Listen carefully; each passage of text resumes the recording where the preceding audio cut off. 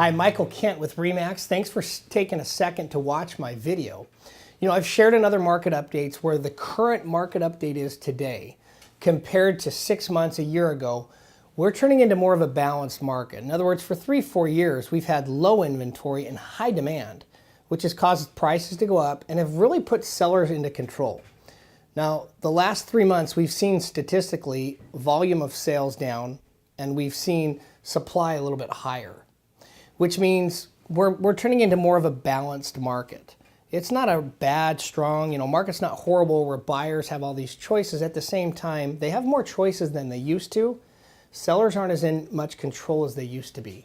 So one term I wanted to share with you today that seems like it's coming up a lot, that sellers don't always like to hear, but it's something we need to discuss, and that is price reductions.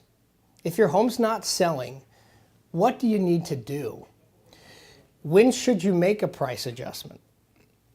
Now, I can tell you the sellers that have been successful in selling, statistically, if they go 2 to 3 weeks, and they're getting people through the home, but they're not getting offers, that means they're close, but the market's telling them where they're at right now.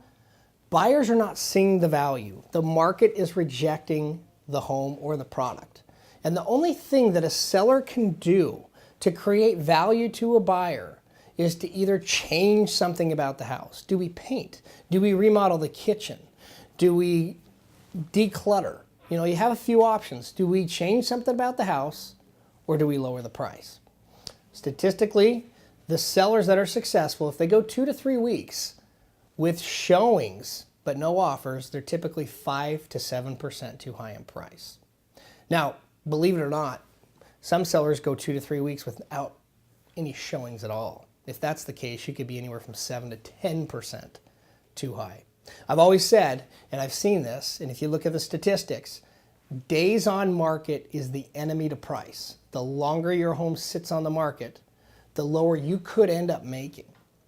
If you have any questions on the value of your current property in today's market or what's going on in your area, please contact me directly, Michael Kent with RE/MAX.